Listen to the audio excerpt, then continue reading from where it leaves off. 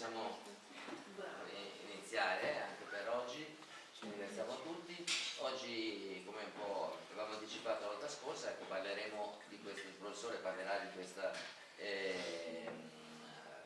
diciamo così, la grande scissione tra sunnismo e sciismo, quindi il califato, l'imamato, poi bisogna cercare di illustrare molto bene tutto questo passaggio che, così, ripeto, è molto importante anche per comprendere e capire l'attualità di oggi, con una grossa, questa grossa rivalità, tra virgolette, sunnita sciita che si ripropone in termini politici in realtà oggi con l'Arabia Saudita da due parti opposte. Voglio solo ricordare che come Giusur lunedì iniziamo il corso di arabo alla Casa dei Diritti, questo progetto che in collaborazione con il Comune di Milano, quindi sarà tutti i lunedì dalle 7 alle 9 sarà, e poi avremo alcune giornate anche appunto sulla cultura araba, per cui avremo questo specialista sulla grafica araba che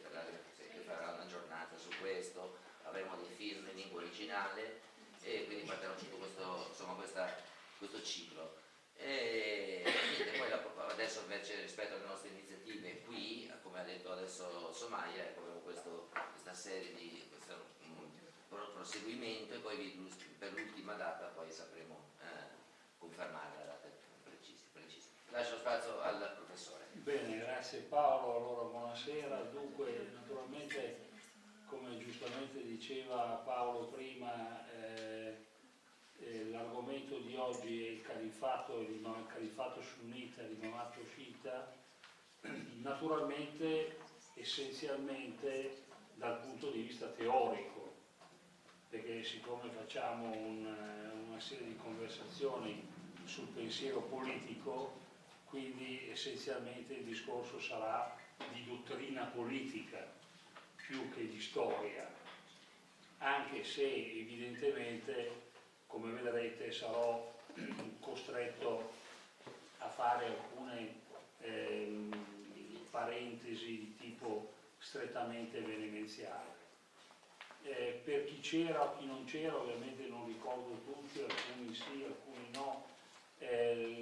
La scorsa volta ci eravamo proprio fermati col profeta, cioè avevamo raccontato la successione al profeta, eravamo arrivati alla Fitna al-Kubra, cioè alla guerra civile che oppone Ali e Muawiyah, ai problemi del peccato relativamente alla politica, cioè se il peccatore rimane dentro o fuori la comunità, e questo è un argomento estremamente sensibile che ha sollecitato le ricerche, le riflessioni dei pensatori politici musulmani per secoli fino ad oggi. Dalla Fitna al-Kubra, cioè dalla distinzione, dalla guerra civile tra Muawiyah e Ali, discendono storicamente nella ramo omayyade di Muawiyah, e quindi prima dei califati omayyade e poi del califato abbaside il ramo sunnita, e invece ovviamente dalla parte di Ali ovviamente scende l'imamato sciita. Ecco, questo era, diciamo, il presupposto da cui partiamo. Vorrei ricordare, prima di cominciare, ancora una cosa dal punto di vista terminologico. L'avevo già detto anche la scorsa volta, se non ricordo male, però mi pare che non tutti ci fossero la scorsa volta, quelli di stasera. Il termine califfato è un termine in realtà poco usato, perché la gran parte anche dei pensatori politici sunniti il califfato lo chiama imamato, non lo chiama califfato. Lo chiama imamato in generale perché imam vuol dire genericamente guida, innanzitutto della preghiera, ma in maniera molto più generale, molto più diffusa, proprio colui che sta davanti, colui che guida, ma anche perché ricordo una cosa che questa ancora avevo detto la scorsa volta: il problema del califfato alla morte di Muhammad si pone immediatamente come il problema del califfato dell'inviato di Dio e del califfato di Dio. Chi di voi c'era se lo dovrebbe ricordare. Cioè, quando Abu Bakr diventa califfo vuol dire sostituto, vicario, quando Abu Bakr diventa califfo, il primo, dice di essere il califfo del profeta, Khalifa Rasulallah, il califfo dell'inviato di Dio, mentre poi si affermerà l'idea che il califfo è il califfo di Dio e non dell'inviato di Dio, il che, come potete immaginare, carica di valenza, diciamo, teocratica l'idea del califfato, perché se il califfo è semplicemente il sostituto del profeta, lo sostituisce dal punto di vista delle funzioni politiche che il profeta gestiva, quindi in quanto capo della comunità. Se invece, capo anche militare ovviamente della comunità, se invece si tratta di califfo di Dio, allora diventa una cosa molto più, perché è come arrogarsi una qualità trascendente, come arrogarsi una qualità che spetta a Dio, cosa che originariamente non fa parte della ideologia canonica, diciamo così, del califfato. Queste distinzioni, diciamo, a livello terminologico sono importanti da tenere presenti. Allora, muore Ali nel 661, ovviamente Muawiya rimane unico pretendente e Muawiya dà il via alla dinastia degli Omayyadi, che è la prima dinastia, diciamo, ufficiale dei califfi. Nel 750 cadono gli Omayyadi, ovviamente non sto in particolare ma ci ritornerò, vedrete, cadono gli Omayyadi e agli Omayyadi succede la dinastia Abbaside, e la dinastia Abbaside prosegue a regnare fino al 1258, che è l'anno in cui i mongoli, gli eredi di Gengis Khan, invadono il Medio Oriente, distruggono Baghdad e mettono fine al califfato Abbaside. Queste sono le cose innanzitutto essenziali da sapere. Però se arriviamo a livello di dottrina politica, è evidente che sia l'identità sunnita, sia l'identità sciita, sia la teoria del califfato sunnita o imamato sunnita, sia la teoria dell'imamato sciita, nascono e si sviluppano lentamente, con gli anni, addirittura direi con i secoli, perché prima che si stabilizzi la teoria passano diversi secoli. E qui c'è il primo punto su cui volevo attirare la vostra attenzione. Devo dire che questo punto è un punto che quando mi è capitato di leggere manuali o libri sul pensiero politico islamico, io devo dire la verità, non ho mai visto segnato, non ho mai visto evidenziato. Però è un particolare che quando ho cominciato a studiare questo argomento ha subito attirato la mia attenzione come una cosa anomala, e che è questa. Allora, il califfato comincia nel 656, nel 750 cadono gli Omayyadi, ci sono gli Abbasidi e lentamente il califfato Abbaside conosce un declino politico e istituzionale.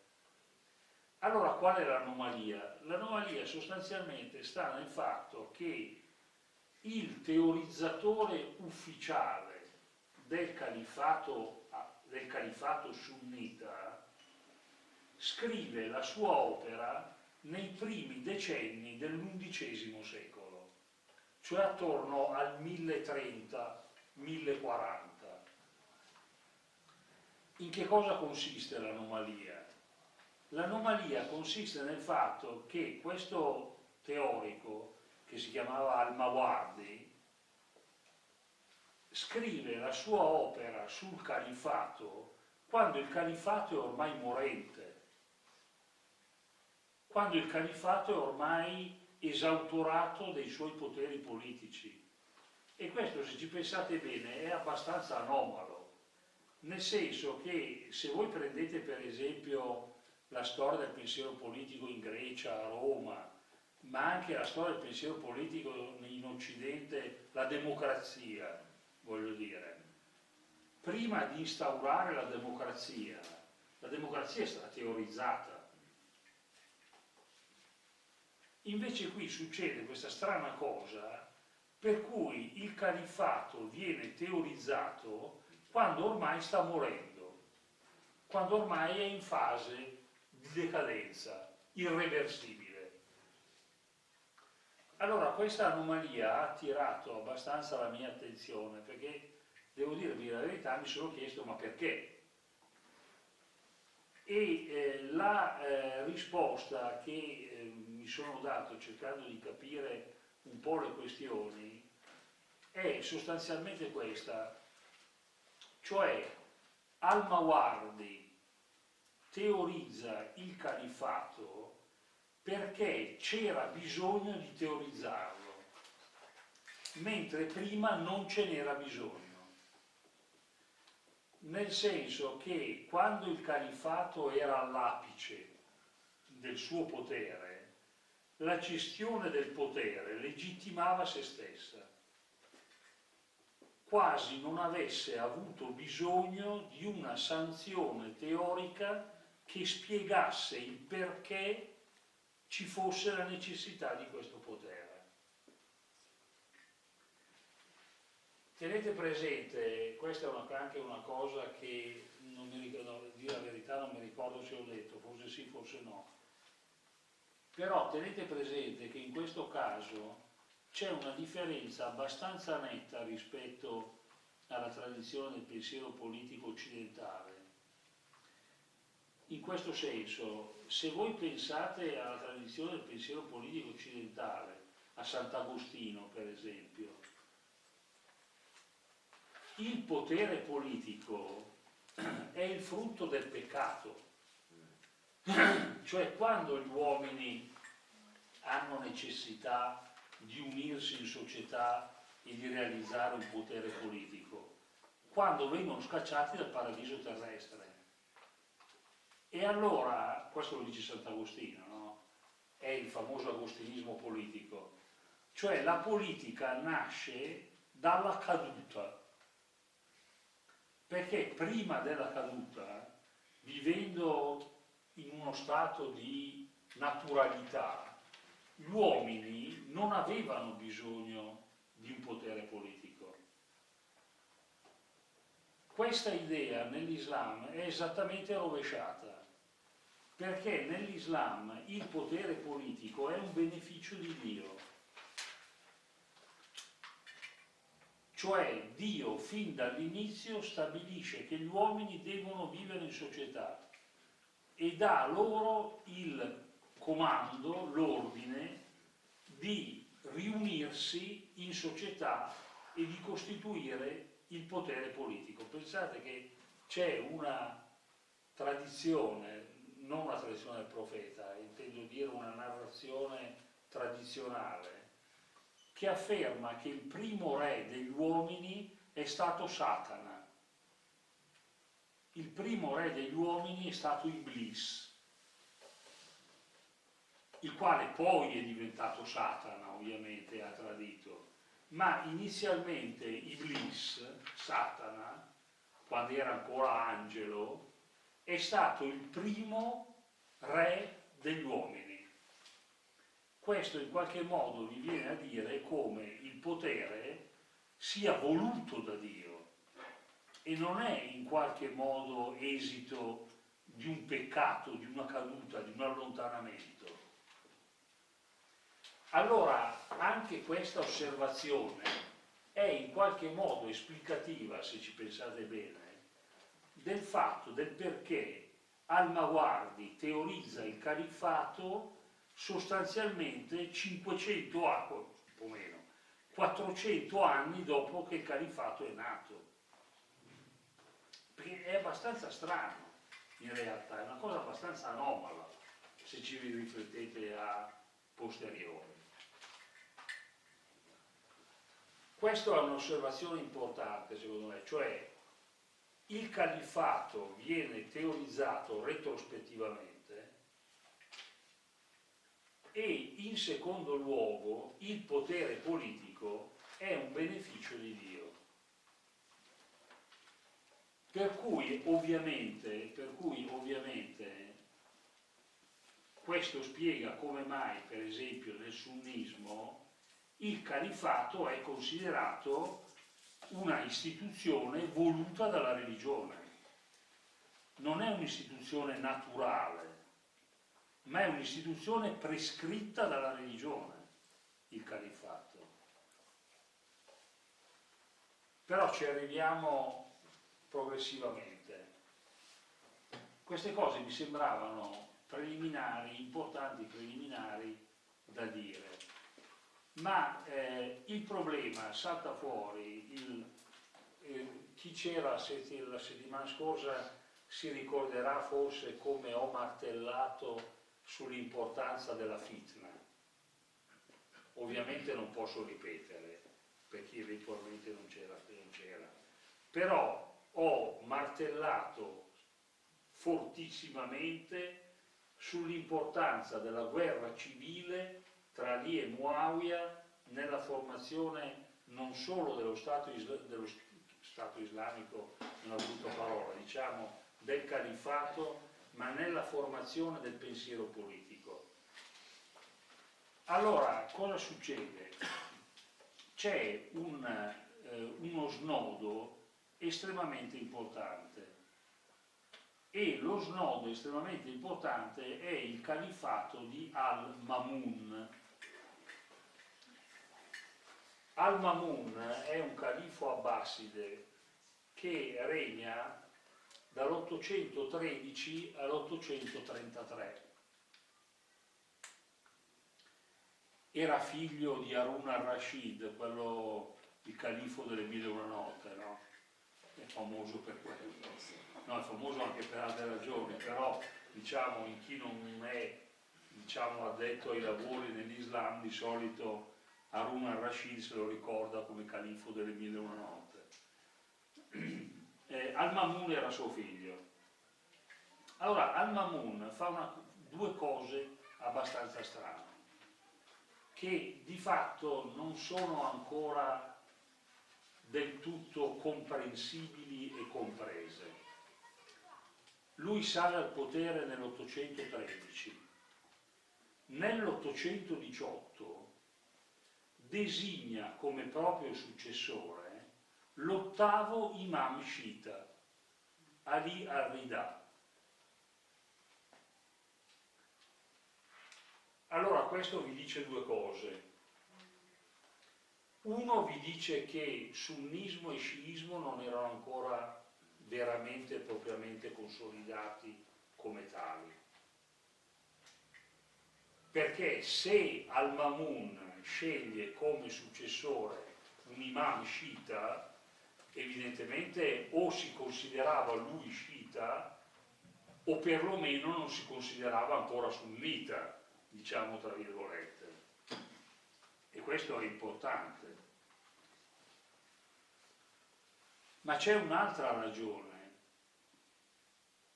che è abbastanza singolare anche questa, cioè che gli Abbasidi legittimano il proprio potere sulla base di una eredità alide, cioè gli Abbasidi fanno risalire la propria origine, come dice il nome, ad Abbas. Abbas era uno zio del profeta, ma in realtà non è tanto Abbas che conta, quanto il fatto che gli Abbasidi rivendicano di essere i discendenti di un nipote di Ali. Quindi vedete in questo modo come le cose diventano intrecciate e complicate.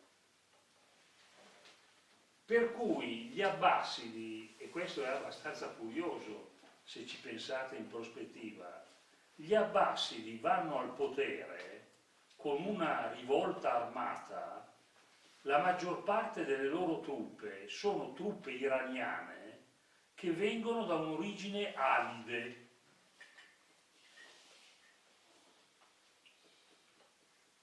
Allora, perché gli Abbasidi non sono ancora sunniti? Cioè non è che possiamo, ma evidentemente la risposta sembrerebbe proprio essere questa, cioè che gli Abbasidi non sono ancora tali da avere la consapevolezza di essere sunniti, perché basano il loro potere su truppe persiane, iraniane, molte, la gran parte delle quali sono alidi, cioè di simpatie per Ali. E poi c'è questa cosa, ripeto, stranissima, che nel 818 Al-Mamun, che ha figli, quindi in teoria non aveva motivo, che ha figli, nomina come suo successore Ali ar-Ridà, che è l'ottavo imam sciita. Perché? Allora, ovviamente gli storici si sono arrovellati, hanno cercato di spiegare, ma una spiegazione convincente non c'è. Una spiegazione che sia veramente completamente persuasiva. La spiegazione più persuasiva è che Al-Mamun cercasse in qualche modo di farsi riconoscere come califfo legittimo sia dagli sciiti sia dai sunniti, cioè di farsi riconoscere come unico vero. Però perché dare la successione a un imam sciita chiaramente collocato all'interno di una dinastia e di una successione di sangue che risaliva da lì? Chiarezza a questa domanda, ma fish, non c'è. Anche perché Ali ar-Ridà muore 2 o 3 anni dopo. Muore 2 o 3 anni dopo, gli sciiti dicono assassinato da Al-Mamun, vero anche qui, se sia vero o no non si sa. Gli sciiti dicono assassinato dal Mamun, i sunniti ovviamente dicono di no. Ma lo strano qual è? È ancora un'altra stranezza, cioè che Al-Mamun non investe più un altro imam sciita come suo successore, ma cambia completamente linea. Cambia completamente linea. Cambia completamente linea e negli ultimi anni del suo regno avvia la famosa Mihna, cioè praticamente decide, impone il mutazilismo come dottrina di Stato, come teologia di Stato. Organizza una come si dice erroneamente, ma tanto per capirci, una inquisizione, che è proprio questa Mikna, in seguito alla quale Al-Mamun di fatto processa e fa condannare, con l'appoggio di quello che era il gran Qadi Mutazilita del tempo, cioè Ibn Abi Duad, fa condannare tutti quegli ulema che rifiutano di accettare, questo dovreste, se c'era qualcuno di voi c'era quando ha fatto le lezioni di teologia, di accettare la dottrina del Corano creato, perché il discrimine è proprio quello, cioè la Mikna di Al-Mamun è una persecuzione in cui Al-Mamun vuole obbligare gli ulema a professare la dottrina mutazilita del Corano creato.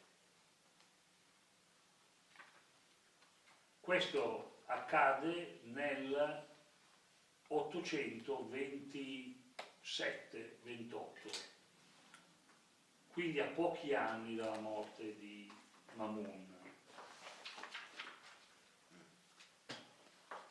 Cosa succede? Succede che in realtà la imposizione mamuniana della dottrina del Corano creato viene respinta dagli ulema, ma non solo, dalla maggior parte ovviamente degli ulema, ma non solo viene respinta dalla maggior parte degli ulema, ma viene respinta, adesso mi spiego, viene respinta dal popolo, nel senso che quello che in inglese si chiama the populace, quello che in arabo con un po' di disprezzo si dice la amma, cioè il popolino, insomma, si ribella contro il califfo.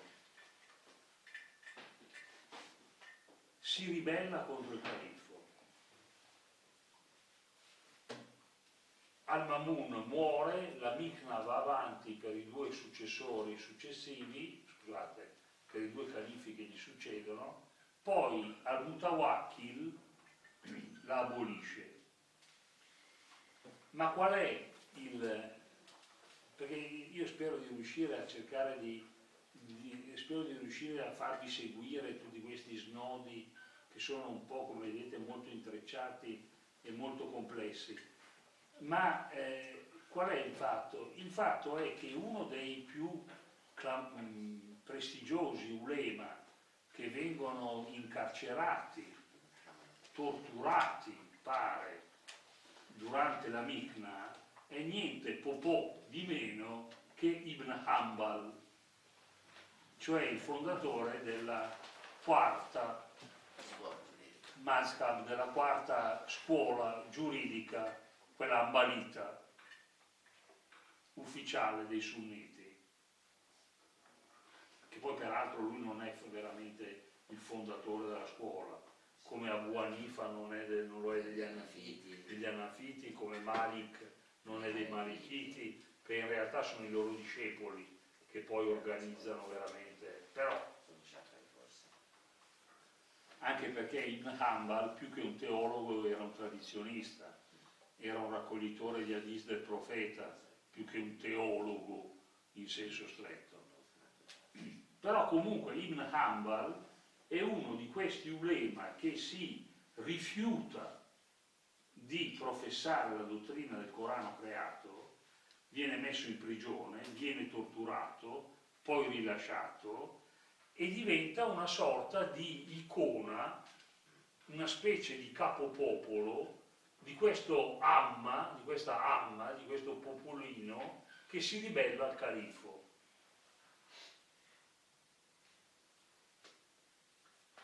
Allora, questo è, diciamo, il quadro di ciò che accade. Se vogliamo dare che poi è quello che interessa, delle interpretazioni e delle applicazioni di tipo politico,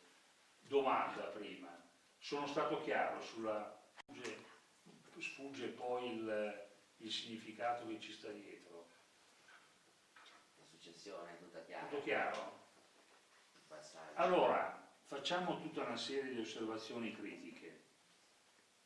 In primis, abbiamo detto, gli Abbasidi nascono basando il loro potere sugli Alidi, quindi in tutta apparenza avrebbero dovuto diventare una dinastia sciita. Gli Abbasidi, al-Mamun addirittura nomina come suo successore Ali al-Ridà, che è uno degli imam sciiti della linea imamita, cioè la linea duodecimana. Poi cambia idea e fa la Mikna. La Mikna coinvolge Ibn Hanbal e gli Ulema, che si schierano contro il califfo. Allora questo cosa vuol dire? Vuol dire che se noi guardiamo lo svolgersi di questi avvenimenti nell'ottica del pensiero politico, noi siamo spinti a dire che il fallimento di al-Mamun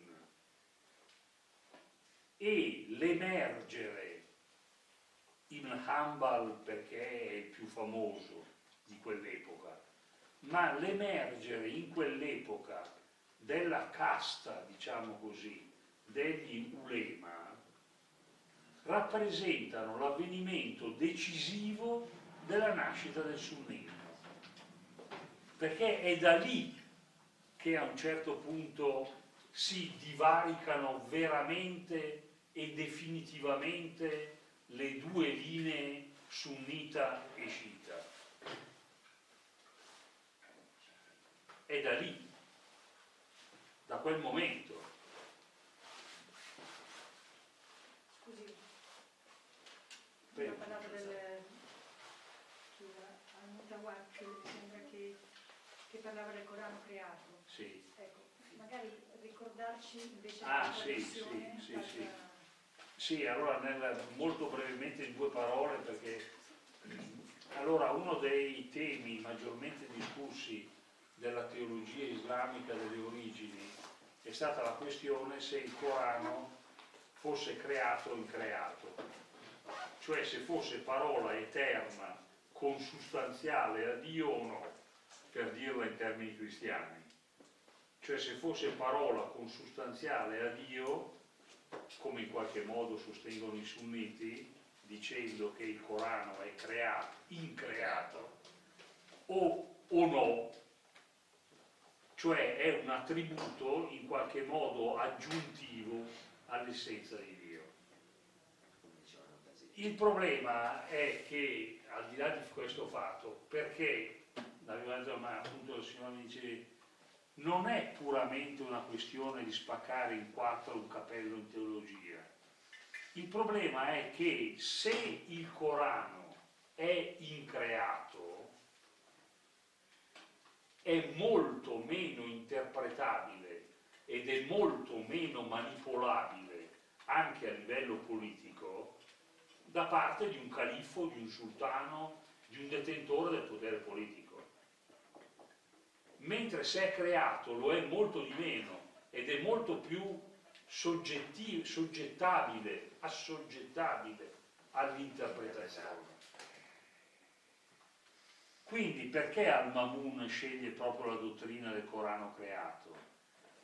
Sostanzialmente perché se venisse accettata la dottrina del Corano creato, lui avrebbe potuto attribuirsi invece degli ulema il potere di interpretarlo.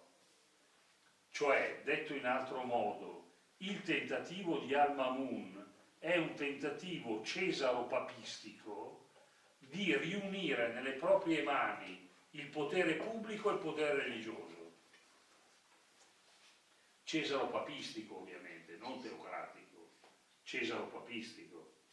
Di riunire nelle proprie mani il potere politico, che già ovviamente lui aveva perché era califfo, ma anche l'autorità religiosa, attraverso il grimaldello del Corano creato, che gli consentiva di cambiare, di interpretare di modificare, di adattare, di manipolare, di modellare l'eredità religiosa e la base religiosa, testuale.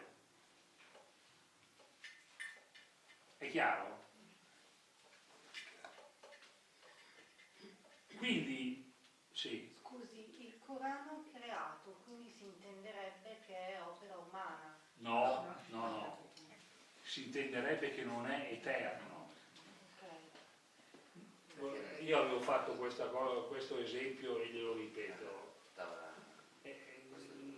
Lo ripeto perché è un esempio che ho ripetuto per 20 anni e più di insegnamento in università e di solito i ragazzi lo capivano.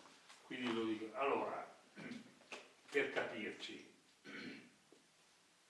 lei è dotata dell'attributo della parola, no? Perché sa parlare.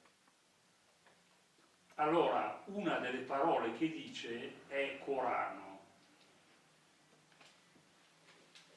Però la parola che dice, la parola Corano che lei pronuncia, è una parola che fa parte del suo linguaggio originario, per cui fa parte della sua capacità di parlare che ha fin da bambina, fin dalle origini, o è una parola che pronuncia dopo tot anni perché rivela il Corano? Non è chiaro ancora, neanche così. Cioè, voglio dire, se lei ha la capacità di parlare fin dall'inizio, la sua capacità di parlare è eterna, no?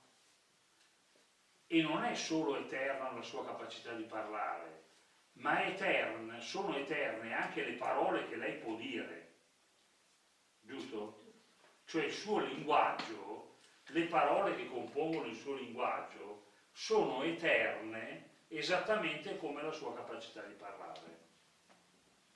E infatti il Corano parla, non per nulla, della madre del libro e della tavola ben conservata, che sembrerebbero alludere a una sorta di, se posso permettermi, di vocabolario universale in cui ci stanno dentro tutte le parole che possono esistere. E la madre del libro e la tavola ben conservata sono eterne, secondo anche lo stesso Corano, nella capacità di parlare del linguaggio di Dio. L'altra versione invece dice che quando lei pronuncia il contenuto del Corano, non lo pronuncia perché questo sta a priori, ma lo pronuncia in un determinato momento. Quindi quello che sta a priori prima è eterno, quello che lei pronuncia nel momento in cui lo dice, lo formula, è creato, perché lo sta dicendo in quel momento. È chiaro adesso? Allora la differenza sta nel fatto che la parola eterna è immodificabile di fatto, perché quello che c'è scritto nella tavola ben conservata è immodificabile, è lì. Se invece la parola lei l'ha pronunciata 200 milioni e miliardi di anni dopo la creazione del mondo o prima, non è più eternamente lì, ma è storicamente in quel momento preciso che la pronuncia. E allora è creato.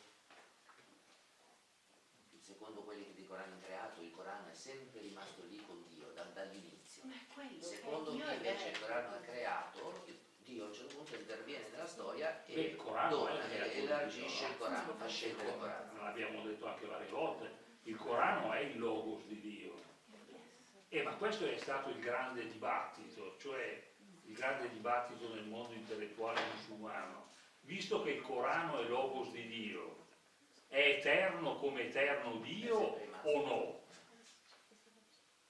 E questo è il problema. La lettura che ha vinto è stata poi questa, che invece è Poi la sempre lettura rimasto che nella ha storia vinto della appunto è che appunto è eterno, cioè increato. Ma i mutaziliti dicevano che era creato. Ma i mutaziliti sono sempre sunniti o no? Sì, sì, certo. però Allora, certo è vero, effettivamente quello che diceva adesso fa capire che a quei tempi non era ancora a quell'epoca, siccome a definita. quell'epoca appunto non era ancora del tutto stabilito, ci sono dei sunniti, ci sono dei mutaziliti. I mutaziliti sono normalmente considerati sunniti, normalmente, a posteriori però, perché talune dottrine mutazilite in realtà sono di tipo più sciita che sunnita. Quindi gli sciiti E infatti, guardi caso, la teologia mutazilita è una teologia essenzialmente sciita oggi. sostanzialmente gli sciiti oggi in generale sono Molto, in maggioranza sì. Però La non gran si parte della definiscono, però sì, non è che si definiscono, Sì, perché certo. hanno un pensiero, Ma perché questo teologia. è, come dicevamo all'inizio, cioè nell'Islam è molto difficile stabilire che cosa è uno e che cosa è l'altro. Per cui tendenzialmente la teologia sciita è mutazilita, tendenzialmente, ma non necessariamente, non universalmente. E i mutaziliti erano per la maggior parte considerati oggi sunniti, però avevano alcune dottrine che erano tipiche non dello sciismo, dell'alidismo, cioè del fatto di essere alidi, di simpatie alidi. E non è come? Alidi in senso politico, cioè in senso di riferirsi a Nel senso di ritenere che Ali era Avesse il più ragione, degno, era quello che doveva diventare califfo per primo, senza che ci sia ancora o non ancora una consapevolezza dogmatica, precisa, dettagliata e minuziosa, come succederà dopo, sul fatto di essere sciiti, che avviene appunto nel tempo col passare, perché poi una sistemazione vera e propria avviene con Allama al-Hilli fondamentalmente, quindi siamo nel XIII secolo, una sistemazione definitiva. dello sciismo. Dello sciismo. Dello sciismo, con Allama al-Hilli. Vedi che è un po' un casino. Però dobbiamo andare avanti perché è ancora più incasinata in realtà la questione. Perché il buon Ibn Hanbal, anche se non può essere considerato lui, diciamo, l'unico colpevole di quello che sto per dire, però è un po' la matrice, la fonte di un processo che prosegue dopo di lui, che arriva anche fino all'Ash'ari, quindi arriva agli inizi del X secolo, che è il processo di canonizzazione, se posso dire così, il processo di canonizzazione dei cosiddetti califfi ben guidati. Perché è da Ibn Hanbal in poi, anzi alcuni hanno attribuito proprio a Ibn Hanbal non la chiara, ma l'inizio della definizione del famoso libro, no, che è un libro di quelli che fanno storia nella cosiddetta scienza, cioè il libro della Asma Afsaruddin, che è una studiosa di origine pakistana che però ovviamente lavora in America, Asma Afsaruddin, che ha scritto un famosissimo libro capitale che si intitola Excellence and Precedence, eccellenza e precedenza, The Formation of Islamic Authority, The Formation of Islamic Conception of Authority, la formazione della teoria islamica dell'autorità. E lì cosa succede? Succede che, ripeto, non è colpevole Ibn Hanbal da solo, comincia da lì e da quel contesto, ma poi è un discorso che va avanti e poi lo troviamo appunto anche in Al-Ash'ari, e siamo agli inizi, circa un secolo dopo, quando poi si sistematizza e diventa ufficiale. È l'idea che avevo già accennato la scorsa volta della eccellenza e precedenza. Cioè l'idea, ve la ricordo per chi c'era e la dico per chi non c'era, l'idea per cui i 4 ben guidati si sono succeduti in quell'ordine perché erano proprio in quell'ordine l'uno migliore dell'altro. Quindi Abu Bakr era migliore di Omar, Omar era migliore di Osman e Osman era migliore di Ali. Quindi il criterio di eccellenza, che poi si mescola col criterio di precedenza, e questo era successo sabato scorso che avevamo avuto un piccolo incaglio con Paolo, cioè la questione della precedenza di chi è stato o era stato il primo a diventare musulmano, perché il criterio di primalità temporale, proprio cronologica, di rivelazione era un criterio anche di eccellenza.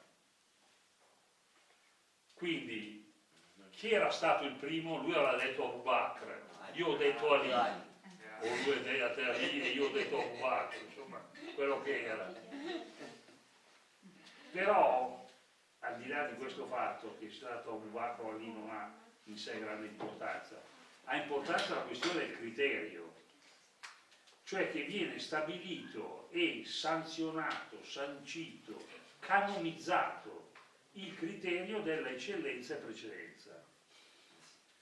Ed è per questo che io dicevo Abu Bakr, perché Abu Bakr è anche stato il primo califfo, quindi era il più eccellente e il primo a essersi convertito. Sì, nella tradizione, questo siamo d'accordo, la prima è stata Khadija, c'è stata la moglie del profeta, però non conta a livello di successione califale. E allora il primo maschietto che si era convertito, Abu Bakr, lui dice Ali, vabbè, Abu Bakr. E allora in quel criterio di eccellenza e precedenza, Abu Bakr doveva essere il primo califfo. Allora, qual è il problema? Il problema di questa canonizzazione, ovviamente, ha un significato politico evidente, perché questa canonizzazione cosa fa? Sanziona il sunnismo dal punto di vista politico, cioè sanziona la legittimità della successione califfale dopo il profeta Abu Bakr, Omar, Osman e Ali. Successione sunnita che ovviamente, come tutti sapete, gli sciiti rifiutano, perché gli sciiti dicono che doveva essere Ali il primo, perché era lui il più eccellente e il primo a essersi convertito.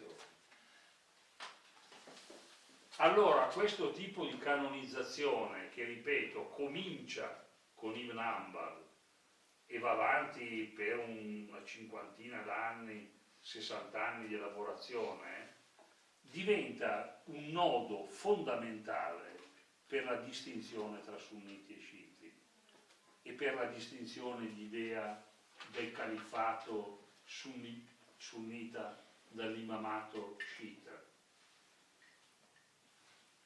Perché viene sancito questo criterio e si dice i califfi si sono succeduti con questa legittimità e ovviamente dopo Ali gli Omayyadi e ovviamente dopo gli Omayyadi gli Abbasidi. Allora la linea Abu Bakr, Omar, Osman, Ali, Omayyadi, Abbasidi divenne la linea ufficiale dei sunniti. Ma la formazione di questa idea avviene in seguito a quanto ho cercato, spero in maniera sufficientemente perspicua, di spiegarvi, con quel nodo fondamentale anche lì della storia islamica che è stato il califfato di Mamun. Un califfato pieno di ombre in realtà, perché non è chiaro perché l'abbia fatto, perché abbia cambiato idea, perché ha fatto una cosa e poi si è tirato indietro. Sì, si possono dare delle ipotesi, ma non è che siano delle, come posso dire, delle verità storiche scientifiche, come si dice oggi. Sono ipotesi interpretative.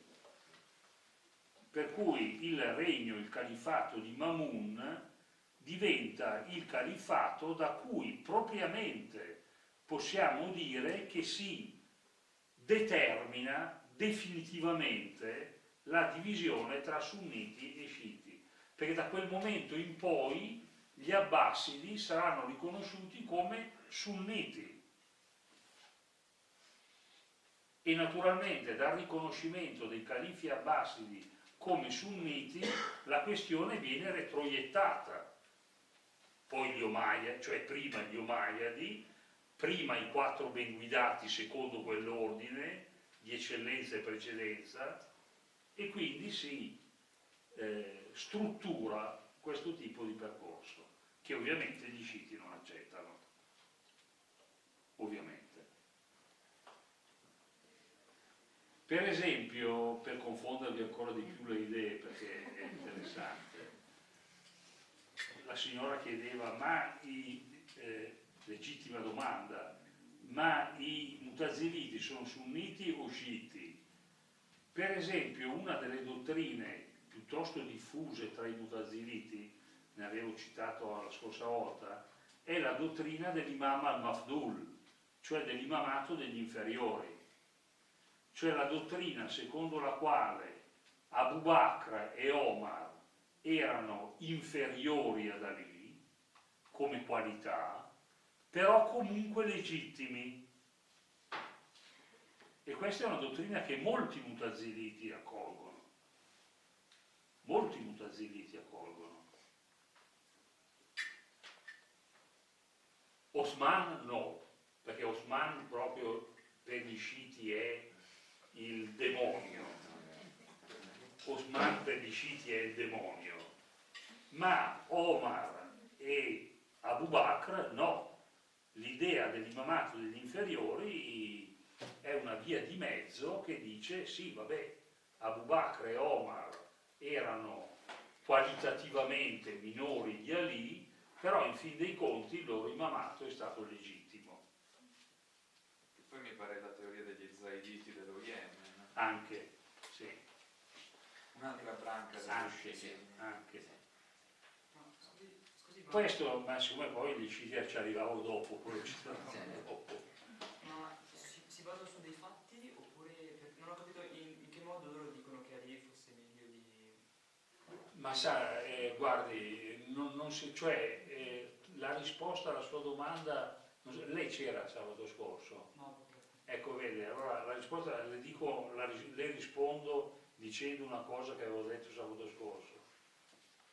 Cioè il problema, il punto nodale, oscuro, sta nel fatto che quando muore il profeta, Ali ovviamente dice sono suo genero, sono suo cugino, sono il primo o il secondo dei convertiti, sono io che devo diventare califfo. Invece 3 vengono eletti prima di lui. Ma qual è il problema? Il problema è che in tutti i 3 casi Ali tace. E quello è il punto oscuro, capisce? Soprattutto nei fatti, soprattutto per quanto riguarda Abu Bakr e Omar, quando vengono eletti Abu Bakr e Omar, Ali non protesta.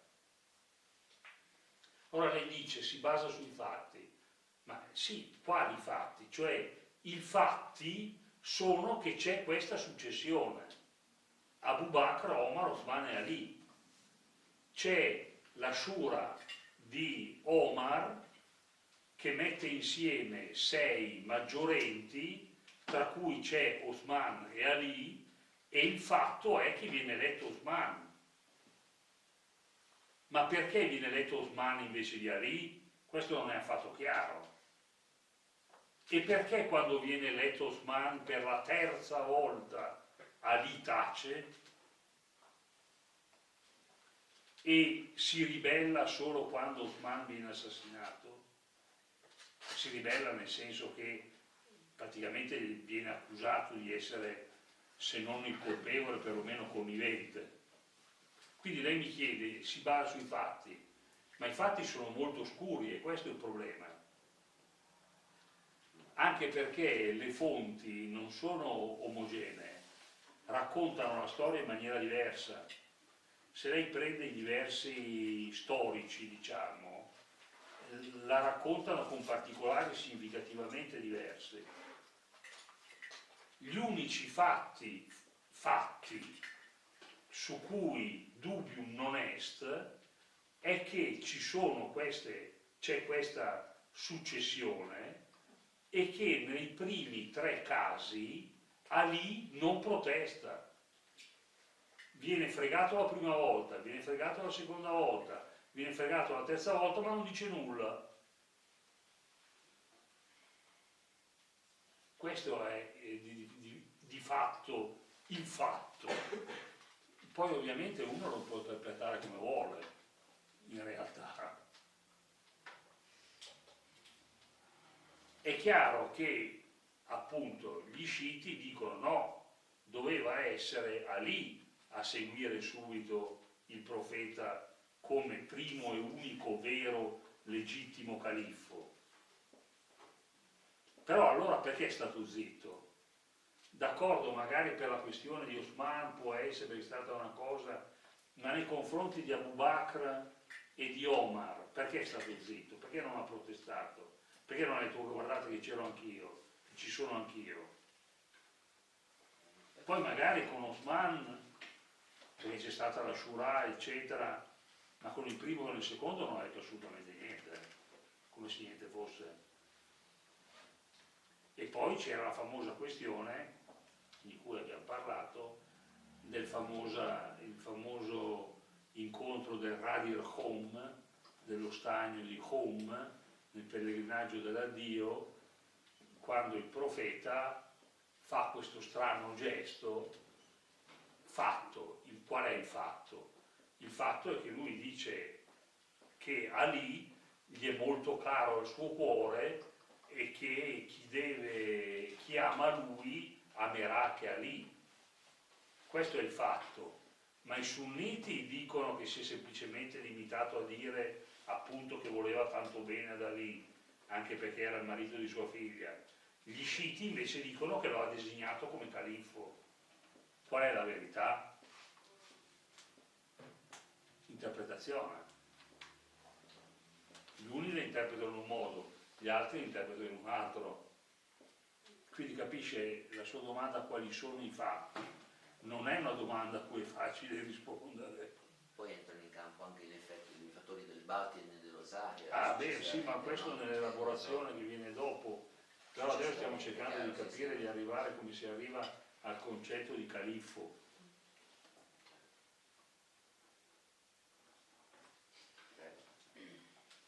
Altre domande? Io ne avrei un'altra. La concezione, la differenza tra Corano creato e increato è quella per cui si può dire che chi crede nel Corano creato è disponibile all'interpretazione, e quindi è più disponibile. E quindi da un punto di vista diciamo nostro, cioè io che guardo l'Islam dall'esterno, mi viene da dire, mi sembra più giusta questa cosa perché il Corano fosse non interpretato. Dal mio punto di vista, così, secondo me, le cose sono evolute, si possono vedere anche in un modo un po' modificato perché le cose sono cambiate. Anche il mio punto di vista molto franco, e poi chi ha letto i miei libri o mi sente parlare lo sa benissimo, il mio punto di vista molto franco è che l'idea del Corano increato è un'idea estremamente negativa. Quindi questa interpretazione del Corano creato, possiamo dire che è quella prevalente tra gli sciiti, ma presente anche tra i sunniti. No, prevalente tra gli sciiti è il Corano creato. Sì, scusi, forse ho sbagliato parola, volevo dire creato. Sì. Increato è prevalente tra i sunniti, creato è prevalente tra gli sciiti. Sì.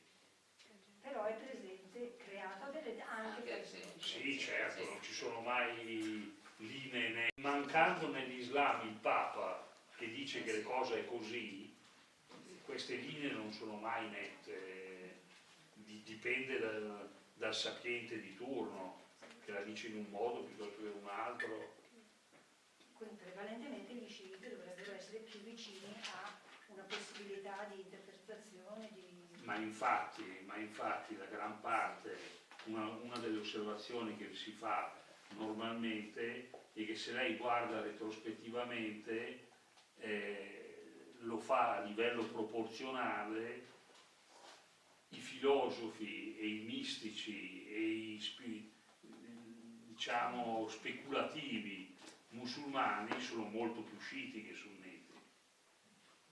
I sunniti sono più letteralisti degli sciiti, perché c'è lo Zaire e il Batin, quello che diceva lui. L'esoterico, l'esoterico. Però ci arriviamo anche a questo un attimo.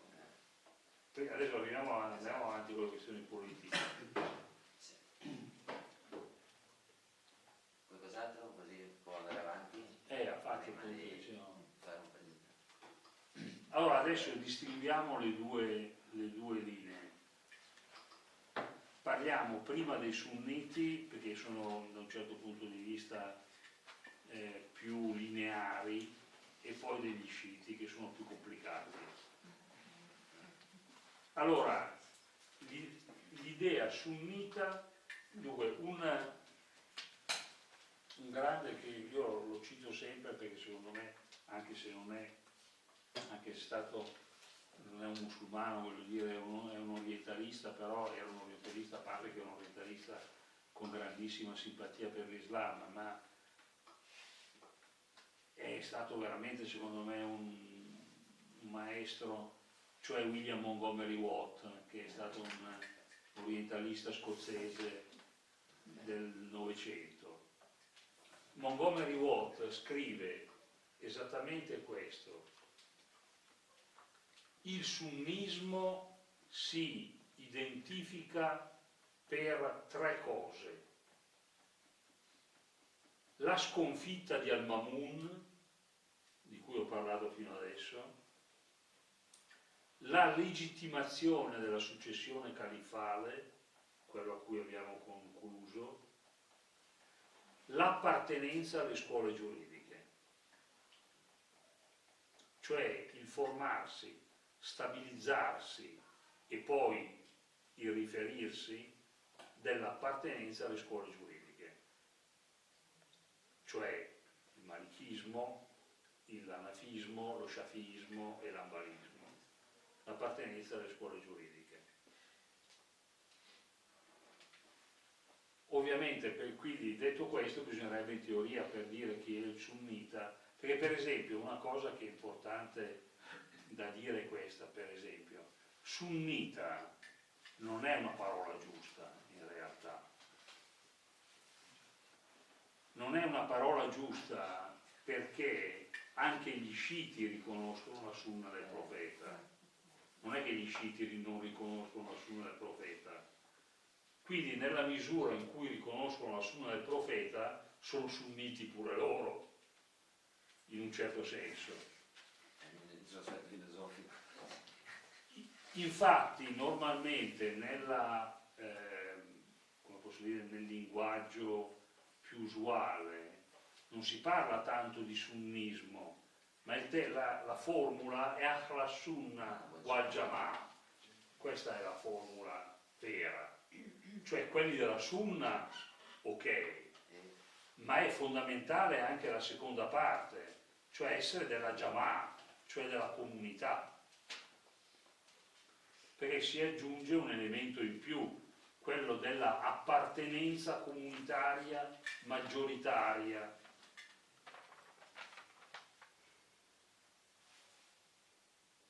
Però anche questa è una sorta di complicazione.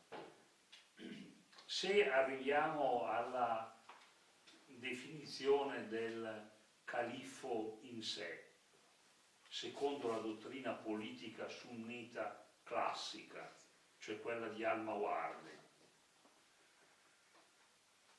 quali sono le caratteristiche del califfo?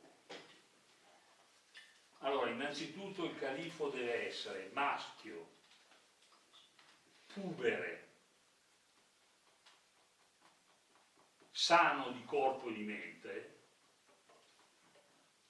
e questo, vabbè, a parte l'esclusione delle donne, cui magari uno potrebbe dire, però per il resto è tutto abbastanza normale. Maschio, maturo, pubere, cioè maggiorenne, sano di corpo e di mente, da cui derivava anche il fatto, per esempio, di poter guidare l'esercito in battaglia, che nella dottrina di Mawardi è un discrimine molto importante. Anzi, uno dei criteri, forse il criterio diciamo legale, perché poi ci sono anche quelli della ribellione, ma il criterio diciamo legale fondamentale per cui un califfo perde il suo diritto di essere califfo è quello di subire una menomazione fisica che gli impedisce di gestire il suo ruolo. C'è per esempio una clausola ben stabilita che un cieco non può fare il califfo. Se un califfo è normale, poi viene catturato in battaglia e viene accecato, automaticamente decade. Perché deve avere una salute fisica in grado di consentirgli di fare il suo mestiere, che è quello di gestire lo Stato, di amministrare la giustizia, di applicare la legge, di guidare l'esercito. Quindi già qua vi ho detto quali sono le 4 funzioni del califfo: gestire lo Stato, amministrare la giustizia, applicare la legge, guidare l'esercito. Allora questo per esempio è uno degli elementi fondamentali che distinguono l'idea del califfo dall'idea dell'imam sciita, che detto in maniera, diciamo, usando la terminologia nostra per capirci, cioè occidentale, per capirci, il califfo è sostanzialmente un magistrato che detiene il potere esecutivo. Il califfo è essenzialmente un magistrato che detiene il potere esecutivo. Magistrato nel senso non solo che, come in effetti gli è riconosciuto, può amministrare la giustizia. C'era all'epoca un tribunale perché nelle scuole giuridiche una struttura particolare del sistema giuridico classico dell'Islam è, per dirla alla contemporanea, adesso nei paesi arabi c'è, ma allora no, non c'era il grado d'appello, cioè il giudizio era uno solo e basta. Poi la persona che riceveva il giudizio non c'era il grado superiore dell'appello, però la legge prevedeva che la persona, se riteneva di aver subito un torto, poteva rivolgersi appunto al califfo, al capo dello Stato. E infatti i califfi, diciamo, migliori, all'apice del loro potere, tenevano settimanalmente sedute in cui giudicavano, in cui facevano i giudici.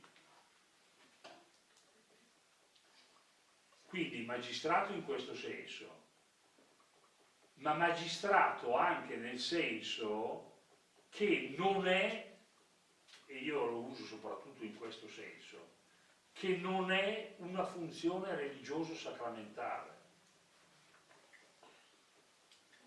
Perché ancora oggi qualcuno scrive scioccamente, ma succede, è successo recentemente a una famosa penna del Corriere della Sera, di cui non vi dico il nome, che dice ancora adesso che in qualche modo, dice, in qualche modo il califfo è una specie di papa, ma è una sciocchezza colossale, è una sciocchezza colossale, perché come minimo non ha questa funzione sacramentale, cioè di sacralità, è un magistrato, appunto, che al massimo livello può amministrare la giustizia, ma il cui compito fondamentale è di applicare la legge e di guidare l'esercito. Applicare la legge e guidare l'esercito. Per cui è ovvio che un cieco l'esercito non è in grado di guidarlo, per cui immediatamente decade. Potrebbe ovviamente applicare ancora la legge a livello decisionale anche un cieco, ma il problema è che insieme ai difetti fisici, diciamo, anche acquisiti, l'altro criterio di legittimità per il disconoscimento del califfo è il fatto che non applichi la legge divina, ovviamente, cioè la Sharia, per quello che la Sharia vuol dire, che poi si potrebbe discutere anche cosa vuol dire la Sharia. Però, insomma, deve avere il compito, Ghazali dice, il califfo deve garantire che ci si possa sposare, che ci si possa ricevere l'eredità, che ci si possa vendere e comprare dei beni, cioè deve garantire il funzionamento legale della società. Che poi le basi siano sharaitiche è un altro discorso, però deve garantire il funzionamento legale della società. Quindi vieppiù è un magistrato che ha un potere esecutivo. Il califfo non ha in teoria nessuna autorità di modificare la legge. Nessuna. L'altra clausola che viene inserita da Mawardi, oltre a queste che vi ho detto, è il fatto di essere coreiscita. Cioè al-Mawardi inserisce questa clausola per cui il califfo deve essere discendente della tribù di appartenenza di Mohammed. Possiamo collocarlo nel tempo, al-Mawardi? Muore nel 1058,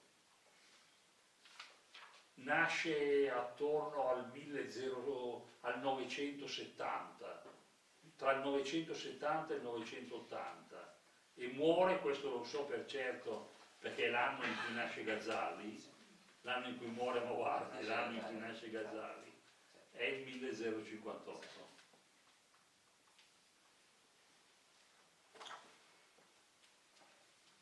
Detto questo, che queste sono le questioni del califfo, bisogna aggiungere un altro aspetto importante per completare il quadro del pensiero politico di orientamento, diciamo così, sunnita, cioè la questione del consenso, l'ijma. La questione del consenso è una questione fondamentale. C'è la questione della Shura innanzitutto anche, ne avevamo parlato, no? Cioè la commissione che viene istituita da Omar sul letto di morte per decidere il suo successore. Commissione che, come stavamo dicendo prima, per la terza volta tiene da parte Ali e nomina Osman. Ovviamente la commissione è chiamata Shura, però dopo chiaramente il concetto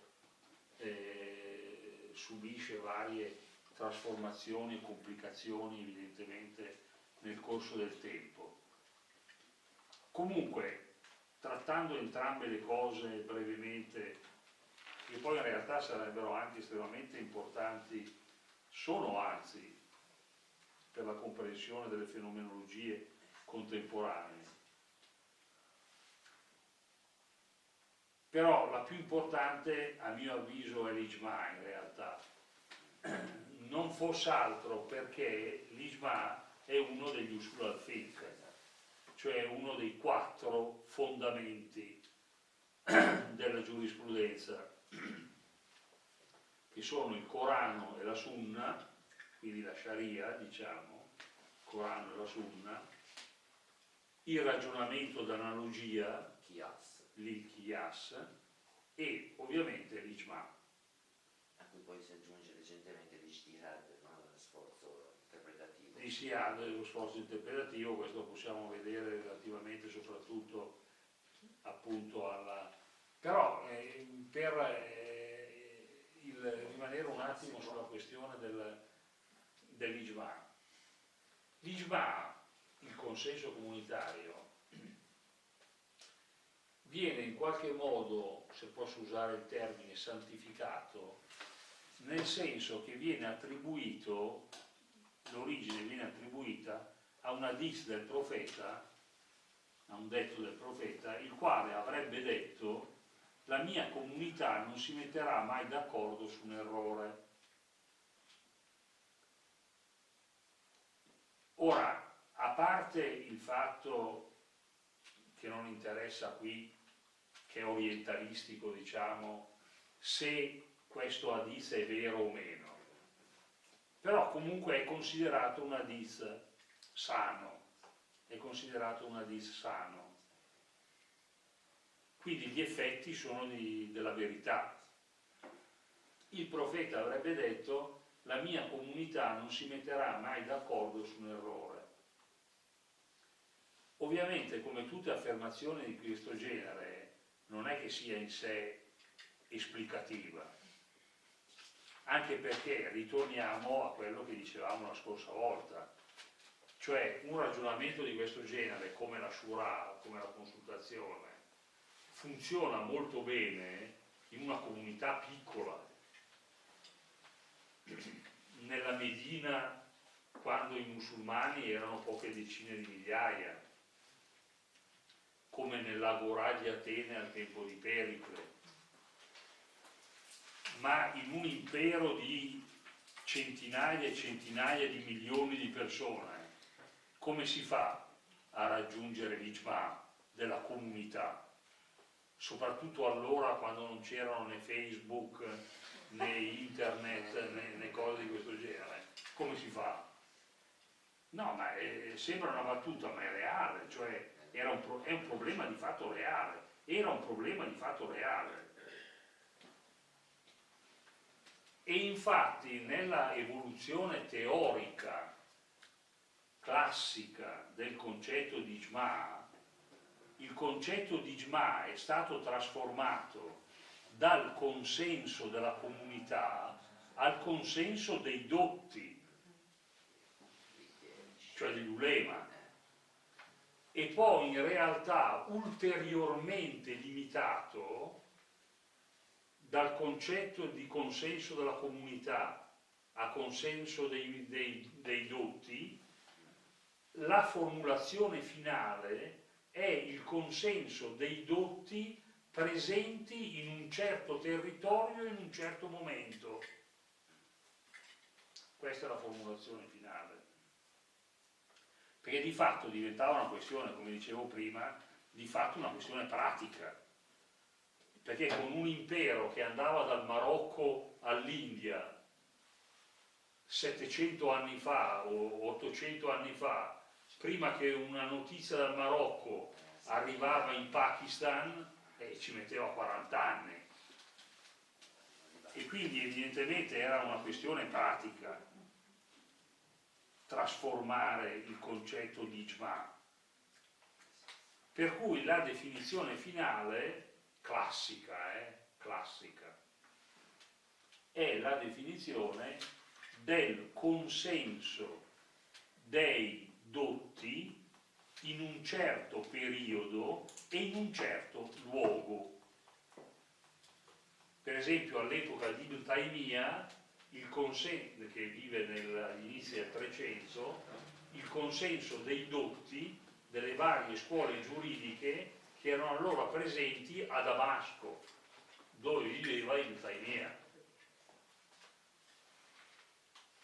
E questo ovviamente per ragioni pratiche. Tuttavia però, e questo è importante, il discorso dell'Ijma ha mantenuto un valore, come posso dire, teorico, che ha trasceso un po' i vincoli storici, diciamo, dell'estensione dell'impero, della moltiplicazione degli uomini, delle donne, fisica, insomma. Ed è quello che ancora Montgomery Watt definisce il valore carismatico della comunità. Cioè Montgomery Watt sostiene questa teoria che a me sembra abbastanza persuasiva, cioè l'idea che l'Ijma, il concetto in sé di Ijma, cioè di consenso comunitario, abbia caricato la comunità, la Umma, di un valore carismatico. La mia comunità non si metterà mai d'accordo su un errore, no? Il valore carismatico della comunità diventa poi, da un certo punto di vista, lo dico in maniera negativa, non è necessario che lo diventi, ma può diventare, lo dicono dal lato negativo, una sorta di foglia di fico dietro cui nascondere le decisioni di un capo dello Stato. La carismaticità della Umma è ancora di estrema importanza perché i musulmani si riconoscono nella Umma, cioè la Umma è la Umma, che trascende le differenze di razza, di sesso, di lingua, di nazione, trascende tutto. Ed è la Umma che distingue il credente dal non credente. E allora in questo senso diventa carismatica, perché ha un valore che può essere utilizzato e anche, ovviamente, utilizzato anche in maniera distorta, se uno vuole utilizzarlo in maniera distorta. Però ufficialmente l'Ijma viene definito, come ho detto prima, nella sua definizione finale. Il profeta ovviamente si riferiva alla comunità di Medina, però la comunità di Medina era poche migliaia di persone. Quando viene definito definitivamente, diventa l'accordo degli ulema di un determinato luogo in un determinato periodo. Posso fare adesso una domanda, devo aspettare. Sì. Due cose su questo concetto. Mi pare che, correggetemi se sbaglio, questo concetto di consenso sia diventato un po' simile al magistero infallibile della Chiesa, no? Cioè una volta che abbiamo raggiunto un consenso non possiamo più cambiarlo. In un certo senso è vero. Però se i concetti di Umma e quindi successivamente di Islam sono concetti anche abbastanza mitici, cioè nel senso È mitico. la Umma Certo. è mitica, cioè, esiste in effetti, no? E quindi anche esistesse non è mai stata consultata tutta, no? Né con internet né con altri sistemi, tutta la comunità dal Marocco all'Indonesia è mai stata consultata. Quindi su che basi poi questo consenso, che dovrebbe essere addirittura il consenso dei dotti di un particolare, da un'altra parte ci possono essere dotti che non sono d'accordo, no? Ma allora, dunque, la risposta sta in questi termini. Innanzitutto è ovvio, come lei giustamente dice, il fatto che il consenso non poteva in qualche modo raccogliere tutti praticamente, però deve considerare due cose, cioè che approfondiscono questo diploma. Innanzitutto che non tutte le scuole giuridiche lo accettano. Per esempio gli ambaliti non accettano il consenso e gli sciiti meno che meno. perché ovviamente gli sciiti parlano di consenso ma degli imam, non del popolo, e manco degli ulema. Magari Khomeini adesso poteva inserire, ma gli sciiti non accettano l'idea dell'ijma, e anche gli ambaliti in realtà non l'accettano l'idea dell'ijma.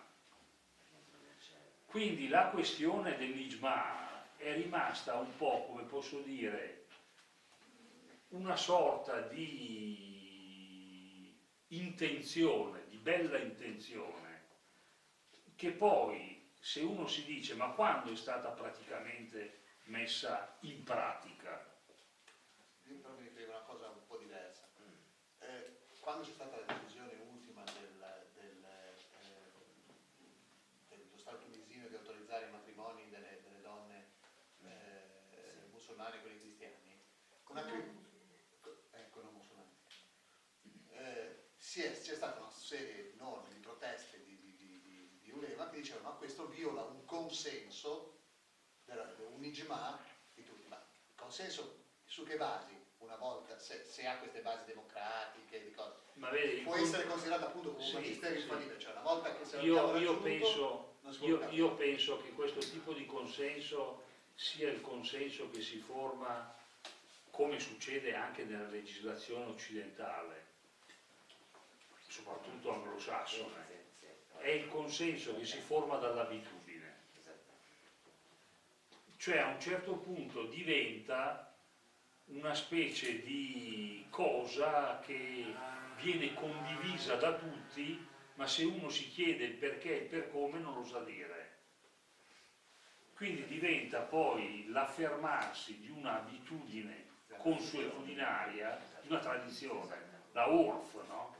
La urf, di una consuetudine tradizionale che poi nel corso dei secoli si diffonde, si radica, diviene comune, e come la common law inglese che diventa legge per forza. Infatti la common law è il principio dell'equità. Come? È sottoposta al principio dell'equità, cioè se in questo caso è diverso, io giudice dico Beh, che ma sai, anche lì, se lei prende le varie scuole giuridiche, i Malichiti, gli Ambaliti, gli Anafiti, il principio di equità, cioè il principio dell'Istihsan, e soprattutto degli Anafiti, mentre i Malichiti sottolineano il principio dell'Istislah, cioè del bene comunitario. E quindi anche lì dipende allora da scuola a scuola. Per esempio un Malichita rigido non accetta l'Istihsan, il principio di equità. Un Anafita rigido non accetta il principio dell'Istislah, cioè della maslaha, cioè del bene comunitario, del bene pubblico. E anche lì come risolve il problema? Siccome, guardi, questa era una delle cose che poi venivano fuori, che capisco che venivano fuori. Mi ricordo una volta a Trento una mia studentessa, parlavo di queste cose, che si interessava di problemi giuridici, che faceva il mio esame ma faceva giurisprudenza. Mi dice, ma professore, mi dice, ma allora, benedetto cielo, qual è il canone a cui dobbiamo riferirci? Io le ho risposto, non c'è. Nel senso, io in scienze di giurisprudenza molto, molto lontane, ma effettivamente lascia perplessi il fatto che a un principio di common law, cioè di legge consuetudinaria tradizionale, venga poi trattato invece come un principio di giurisprudenza, cioè chi giudica ma in Inghilterra secondo il principio di common law è trattato. No, cioè il giudice non giudica secondo legge, giudica No, secondo legge d'equità.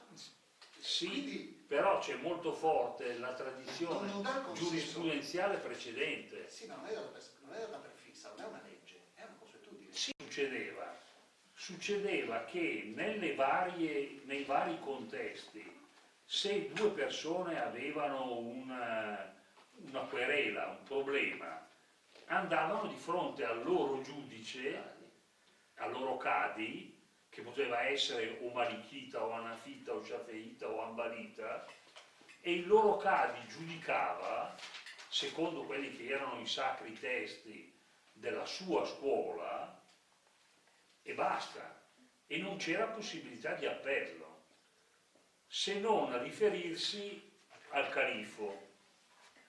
In linea del tutto teorica, però certamente succedeva poco, però Wael al-Haq in queste cose lo studia molto precisamente.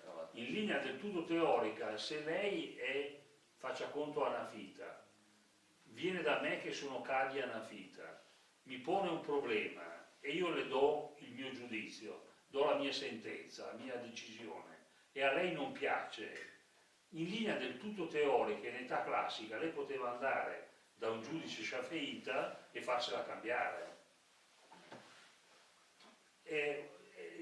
Ma è difficile effettivamente oggi rendersi conto come potesse funzionare un sistema del genere. Però, al di là delle differenziazioni, diciamo, giuridiche delle scuole, probabilmente, mia tesi probabilmente il sistema riusciva comunque a funzionare non solo perché c'era un riferimento comune a certe basi, più che l'Ijma, a certe basi, che era soprattutto alla Sunna fondamentalmente del profeta, che a un certo punto stabilita poteva essere un riferimento comune, ma anche dal fatto, come dimostra al-Haq, che queste cose venivano discusse e gestite all'interno di comunità molto piccole,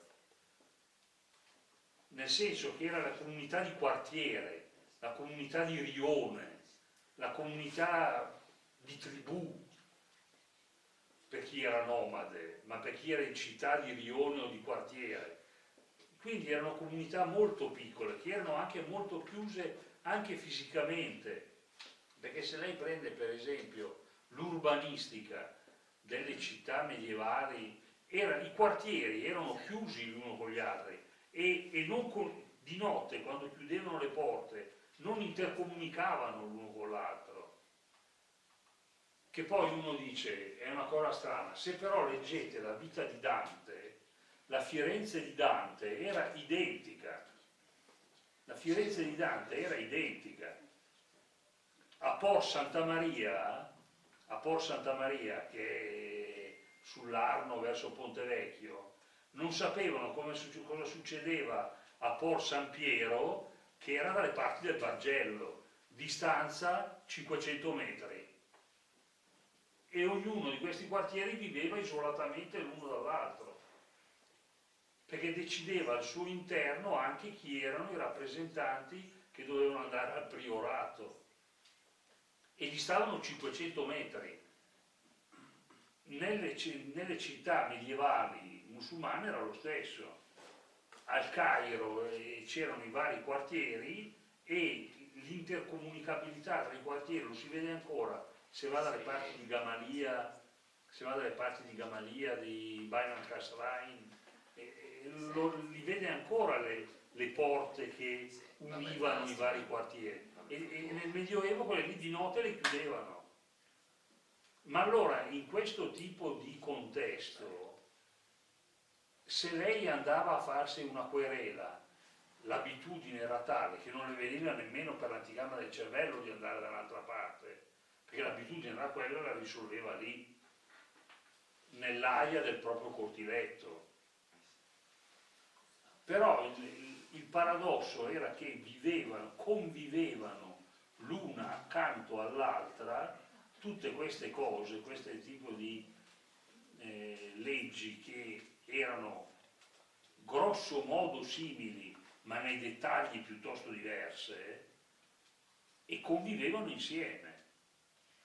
Per cui la risposta al suo dubbio non può essere che quella, cioè l'abitudine che diventa legge e che si diffonde in un certo contesto perché acquisisce forza, per cui tutti l'accettano in quanto tale perché è così.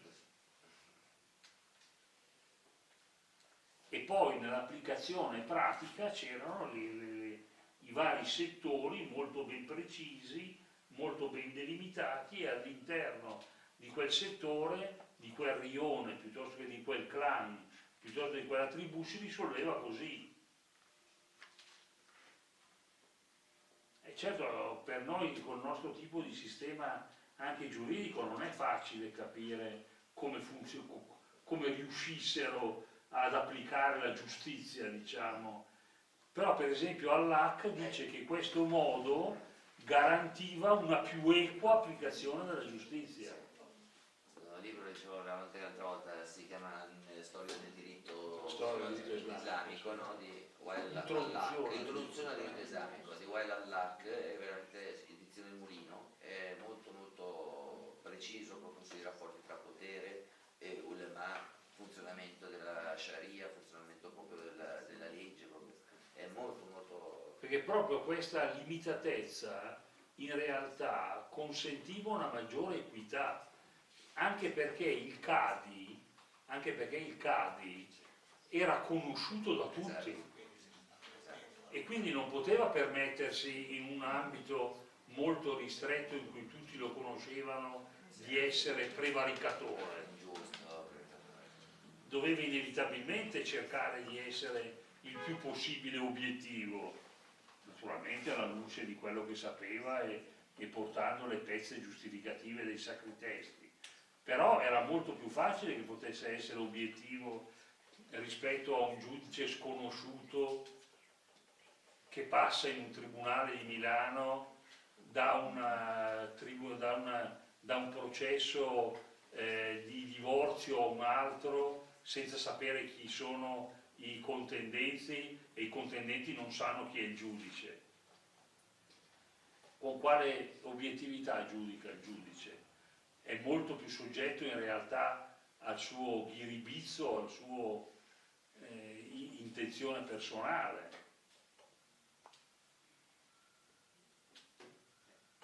Però ritornando, poi adesso è ora anche di finire, ritornando alla questione del califo, così la finiamo, la questione dell'Ijma ha questo tipo di problema che abbiamo detto, cioè è un problema di consenso carismatico, locale, però non è stupefacente il fatto che molti, o comunque un buon numero, di teorici politici, di giuristi contemporanei rievochino l'Ijma dicendo che l'Ijma rappresenta, è la traduzione del principio di rappresentanza. Bisogna contestualizzarlo, non è più l'Ijma dell'epoca del profeta, bisogna contestualizzarlo al XXI secolo, però è il principio di rappresentanza, come la Shura è il principio di democratica elezione del proprio deputato, visto che tra poco andiamo a votare. Bisogna ovviamente adattare poi questi concetti classici all'interno di contestualizzazioni contemporanee.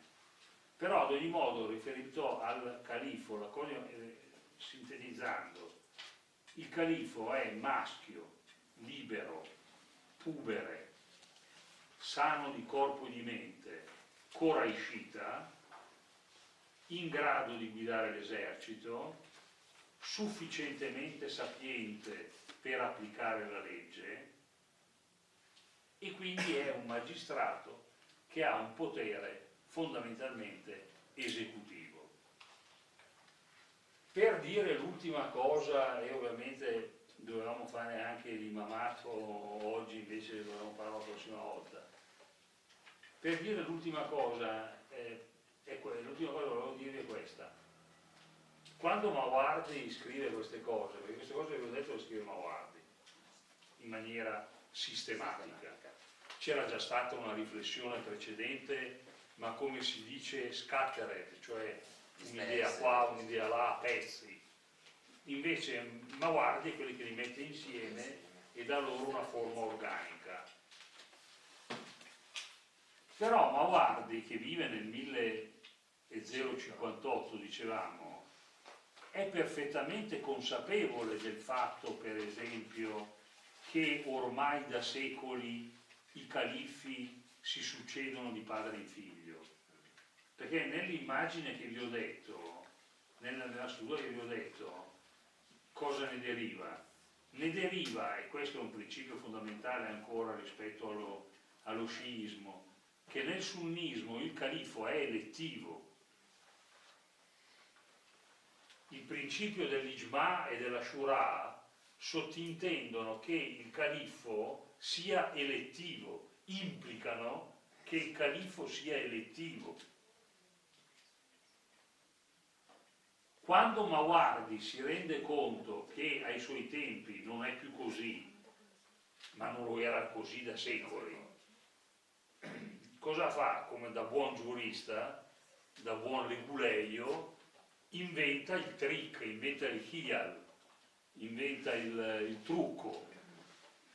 Cioè il trucco è quello di dire che il califfo viene eletto dai rappresentanti della comunità, però i rappresentanti legali della comunità può essere anche una persona sola, cioè il califfo che designa suo figlio. Esatto. Ovviamente è un trucco, no? È ovvio, ma lo fa apposta e non può farne altrimenti.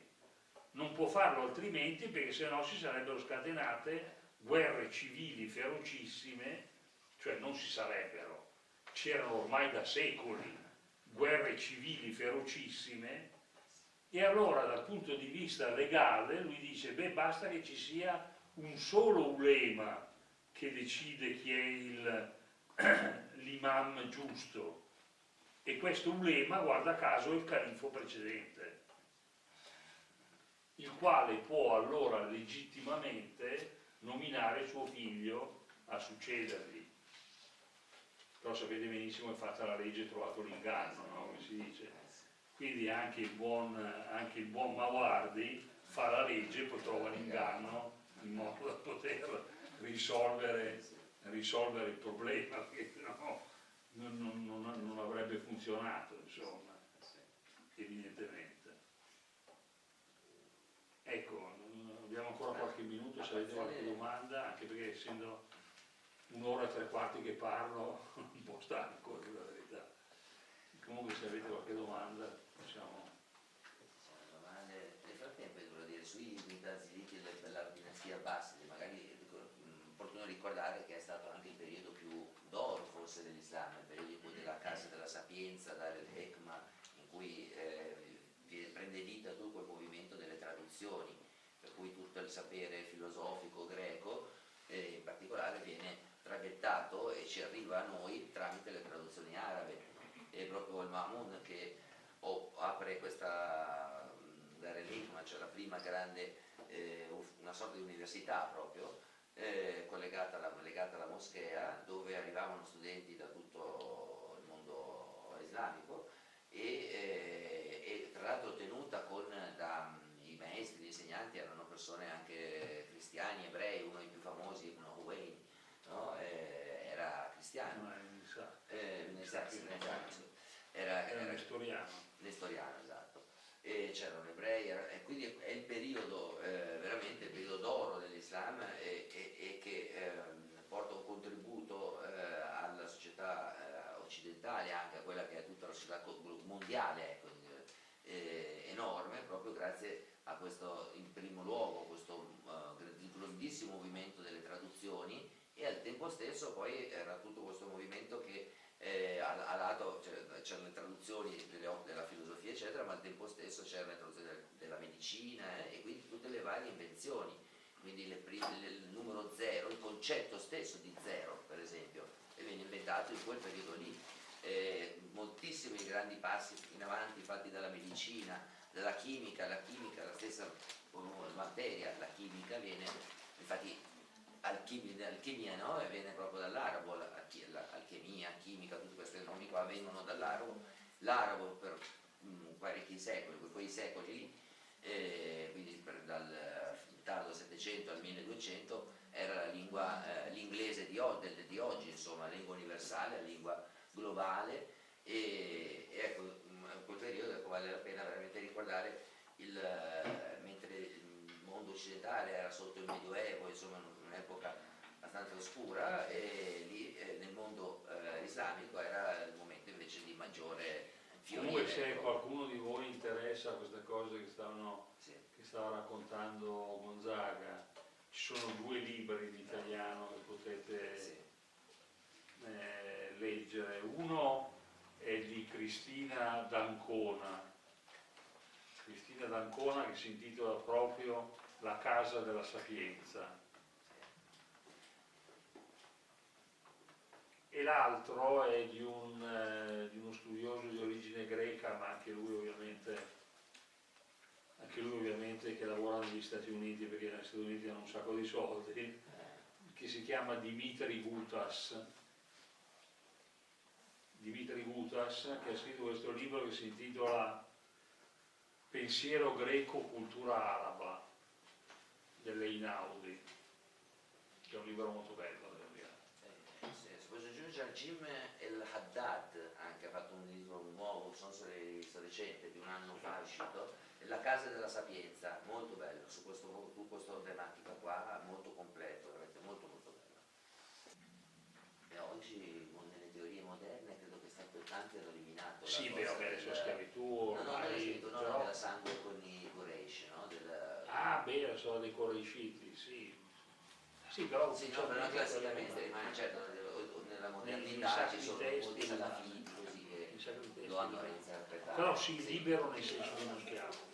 Sì, no, volevo chiedere Prego, ma riguardo un attimo i ultima domanda, prima di andare via.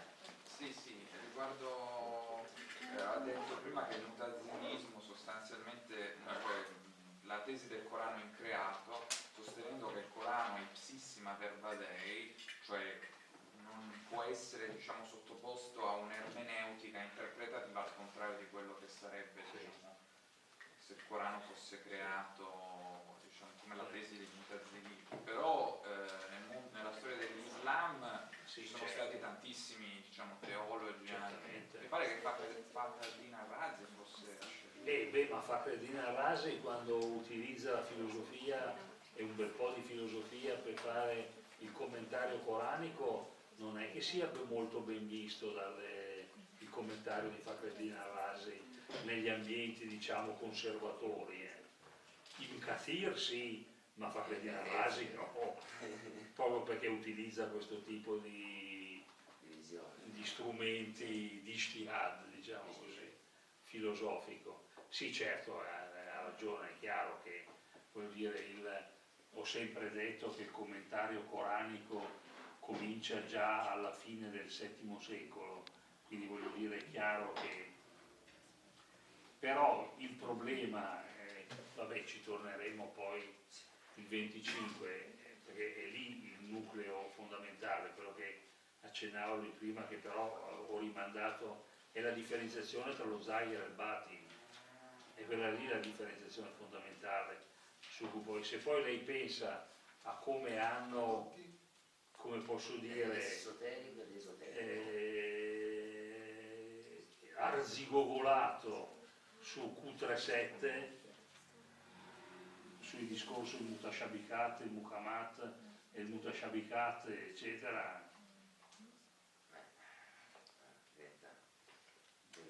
Mi sa che qua dobbiamo velocizzarci per domanda al volo, risposta telegrafica. Al-Baghdadi si è definito Rasul, califfo del profeta, califfo Rasulallah o califfo di Dio? Guardi, Massaro, francamente non lo so. Io credo di averlo tradotto il discorso della moschea, mi pare, ho scritto un articolo quella volta là, vado a cercare, però non credo, secondo me diceva Amir al-Mu'minin, credo che dice. Però comunque nel suo discorso della moschea. Uno non era Qurayshita, anche se lui millantava non era Qurayshita. No, infatti.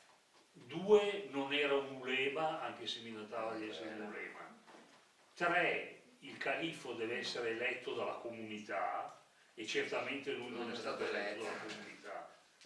Quindi, è divertente quello, Jamaat Islamia e Jihad nei gruppi a fine anni 70, quando prima di uccidere Sadat, si misero insieme, litigarono, poi si insero proprio, l'unità proprio per i califfo, perché c'era Omar Abdurrahman cieco, e allora quelli del jihad dicevano no, il cieco non può, Aged e Darir. Però invece l'altro di cosa era in prigione, allora quelli del jihad dicevano non va perché Aged